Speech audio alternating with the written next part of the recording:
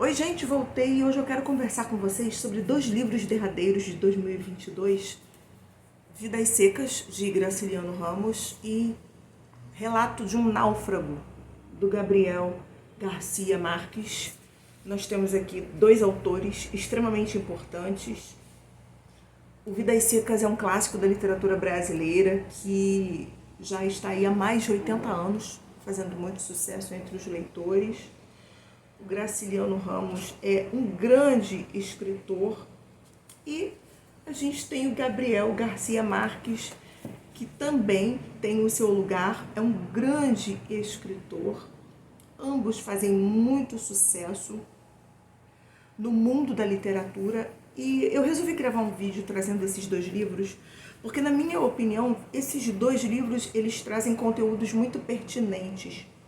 A gente tem aqui um livro de ficção e um livro de não ficção, mas ambos trazem questões sociais muito importantes. Ambos falam da manipulação, ambos falam da corrupção, ambos falam do sistema, da sujeira política. E eu quero começar com Vidas Secas, e a gente tem aqui uma família de retirantes, que é o Fabiano, assim, a Vitória, o filho mais velho, o filho mais novo, né? É assim que eles são nomeados. E a cadelinha Baleia. E logo na página 17, a gente é apresentado ao contexto dessa família, sabe? Ao contexto psicossocial, porque a condição social faz o indivíduo. E aí eu não estou fazendo apologia a pessoas que cometem crimes. Ah, coitadinho, ele é vítima do sistema. Não, eu estou falando da pressão social, do peso, sabe, da dificuldade de ser cidadão, da dificuldade de trabalhar, da dificuldade de ter uma vida digna, de ter uma vida honesta e de alcançar condições dignas, como escola, saúde, sabe, receber todos os recursos devidos do sistema. É disso que eu estou falando, porque é disso que a gente conversa aqui nesse livro. É isto que é tratado em Vidas Secas. Então, na página 17, a gente tem o Fabiano tendo uma conversa intrapessoal. Ele diz assim: você é um bicho, Fabiano. Isto, para ele, era motivo de orgulho. Ele está falando de si mesmo. Sim, senhor, um bicho capaz de vencer dificuldades. Chegara naquela situação medonha e ali estava, forte, até gordo, fumando seu cigarro de palha. Um bicho, Fabiano. Era. Apossara-se da casa porque não tinha onde cair morto. Passaram uns dias mastigando raiz de imbu e sementes de mucunã. Viera a trovoada e com ela o fazendeiro que o expulsara. Fabiano fizera-se desentendido e oferecera seus préstimos, resmungando, coçando os cotovelos, sorrindo aflito. O jeito que tinha era ficar, e o patrão aceitara-o, entregara-lhe as marcas de ferro. Agora, Fabiano era vaqueiro e ninguém o tiraria dali. Aparecera como um bicho, intocara-se como um bicho, mas criara raízes e estava plantado. Olhou as quipás, os macarandus, os chique-chiques. Era mais forte que tudo isso. Era como as catingueiras e as baraúnas. Ele, sim, a Vitória, os dois filhos e a cachorra-baleia agora estavam agarrados à terra. Então a gente vê aqui a questão social. A gente é apresentado de cara a questão social que faz o indivíduo. Ele não se sente um cidadão, ele não se sente um homem, ele se sente um bicho. Ele está ali instintivamente se agarrando às possibilidades, criando possibilidades para se encaixar, para conseguir algum meio de subsistir, sabe? De sobreviver, de manter-se, de conseguir o mínimo de estabilidade possível para ele, para sua família.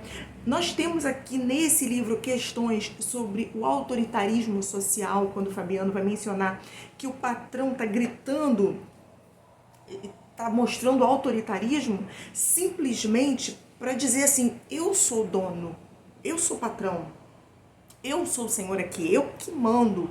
Então a gente vê questões de autoritarismo. Nós vemos Fabiano, em vários momentos, ele imaginando, sabe, tendo ideias de que um dia ele seria homem. Veja, ele é um chefe de família, ele tem uma família, mas ele não se sente homem, entende? O peso da carga desse livro, o peso da estrutura emocional com a qual a narrativa é composta. E em outras situações aqui, ele vai dizer que a questão da situação, das dificuldades, da imposição, da injustiça, da covardia das pessoas é porque ele nunca foi numa escola. Se ele tivesse ido numa escola, ele saberia se defender. Se ele tivesse estudado, ele saberia falar. Se ele tivesse recebido educação, se ele tivesse tido acesso à educação, ele saberia conversar com as pessoas e as pessoas não tratariam ele com aquela injustiça. Então, enquanto a gente lê Vidas Secas, a gente acompanha essa família em momentos de muita angústia, sabe? Muita dor, muita tristeza. Ele passa por momentos de dificuldade, por momentos onde ele quer perder a cabeça. E o interessante aqui é que ele diz o seguinte: é a família que me segura. Tem um episódio aqui que ele diz o seguinte: eu queria perder a cabeça, eu queria me vingar, eu queria fazer alguma coisa. Mas aí ele tá num impasse, ele diz assim: não, mas eu tenho uma mulher, eu tenho os filhos e eu tenho uma cadela baleia, a cadelinha baleia. Então ele fala assim: não, apesar de tudo, o meu eixo ainda é a família, eu ainda tenho em quem me agarrar.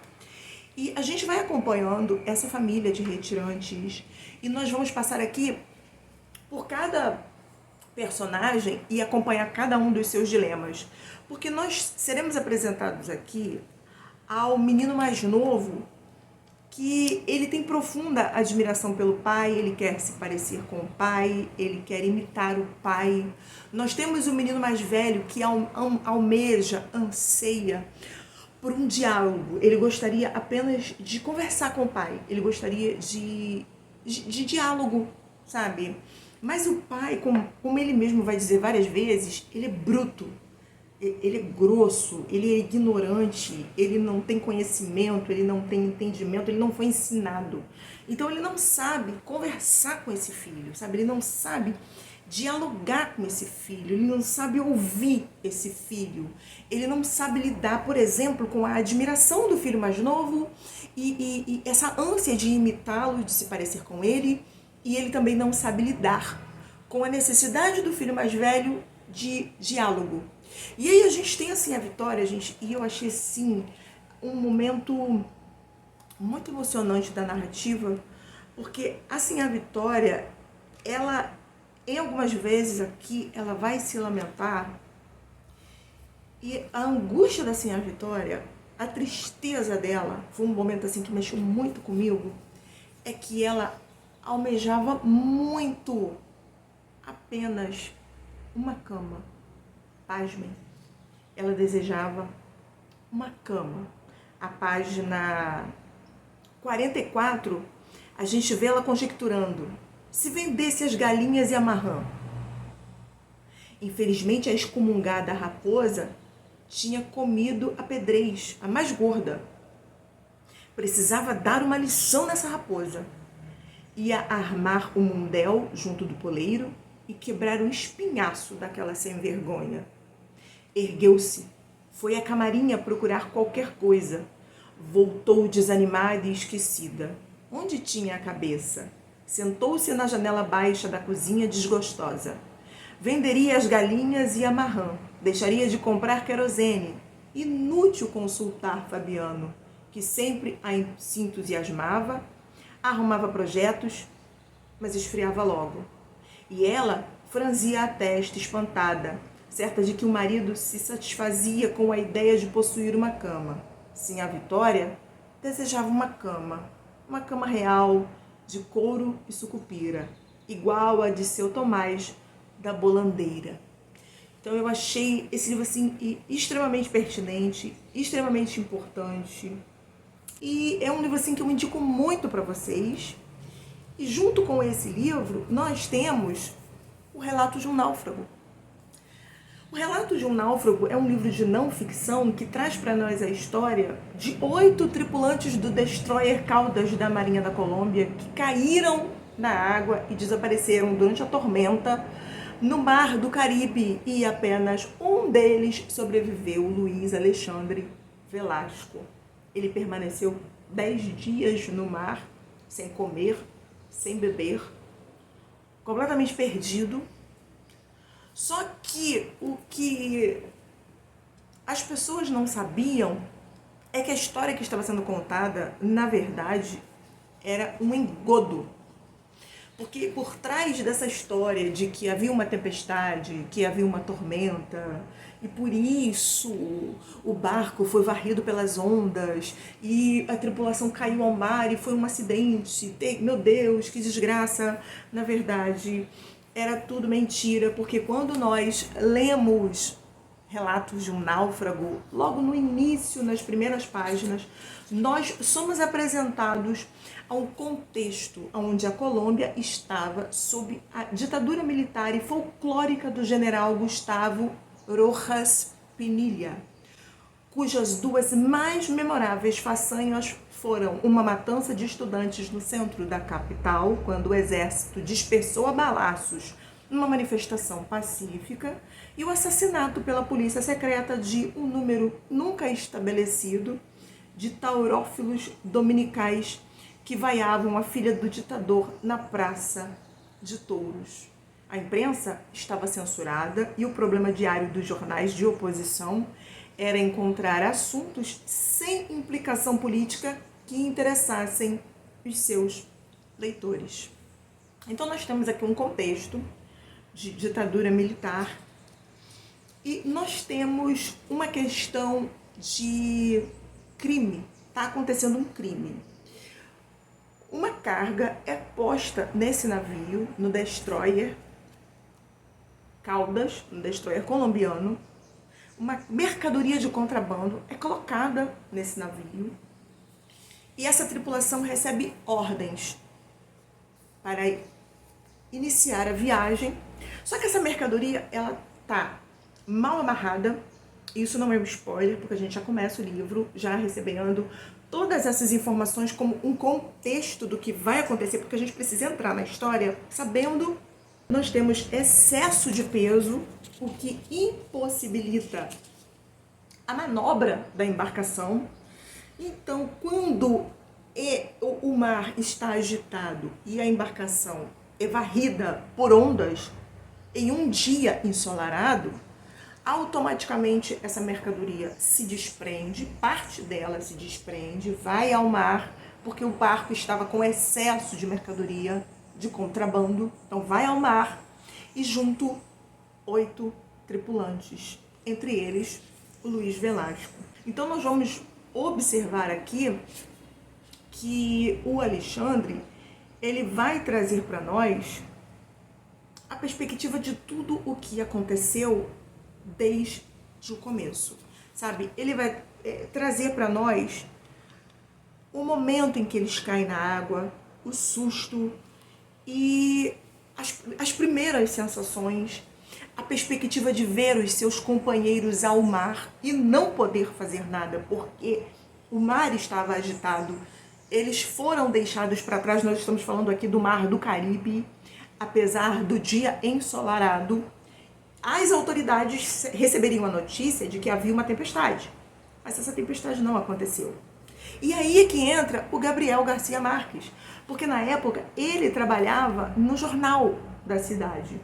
E depois que o Alexandre, depois dos 10 dias, depois que ele sobreviveu, depois que ele foi resgatado, depois que ele foi medicado, depois que ele ficou alguns dias preso numa espécie de hospital militar, sendo vigiado, porque queriam silenciá-lo, queriam pressioná-lo, queriam fazer pressão psicológica para que ele não dissesse nada, porque ele sabia de toda a verdade, ele sabia do que estava acontecendo, ele tinha muita coisa para contar e muita gente seria envolvida, muita corrupção seria exposta. Então ele ficou ali, mas quando ele se recuperou, em algum momento ele teve que ser liberado, em algum momento ele teve que ir para casa, até porque ele estava sendo considerado pela nação como herói nacional. Então ele procura o jornal onde o Gabriel trabalhava, então, como repórter, e em 20 sessões de 6 horas diárias, ele conta para o repórter Gabriel Garcia Marques tudo que havia acontecido naquele dia. de 28 de fevereiro de 1955. Então a gente tem aqui um relato desesperado de alguém que já está no estágio de alucinação e com muitas verdades para contar, muita coisa, muita informação. E no final das contas, gente, quando toda essa verdade vem à tona, o jornal será fechado, Gabriel sofrerá exílio, enfim, as pessoas envolvidas ali, a equipe do jornal sofre punições, represárias, e a gente acompanha aqui nessa história como o poder político, como as questões de manipulação, como o poder sistêmico tem a capacidade de alterar o curso da vida das pessoas. Por isso é importante a leitura, o conhecimento, o estudo, o posicionamento, sabe? Por isso eu trouxe esses 2 livros para vocês. Porque, nós temos alguém que não se defende, porque não tem conhecimento, não tem estudo, não tem questão, conhecimento social, a questão da escolaridade, ele se sente limitado, ele se sente um bicho, ele não se sente gente, ele se sente ali completamente indefeso. E ele é manipulado, ele sofre toda a corrupção sistêmica e ele sente que a culpa é essa. E a gente sabe, na verdade, que a culpa é essa. E aqui nós temos alguém que tem conhecimento, que tem estudo, que tem acesso à informação, que corre atrás e que fala, que reage, que bota a boca no trombone e que também sofre as represálias e as questões da manipulação, da corrupção política, da corrupção sistêmica, mas que mesmo assim vem à tona.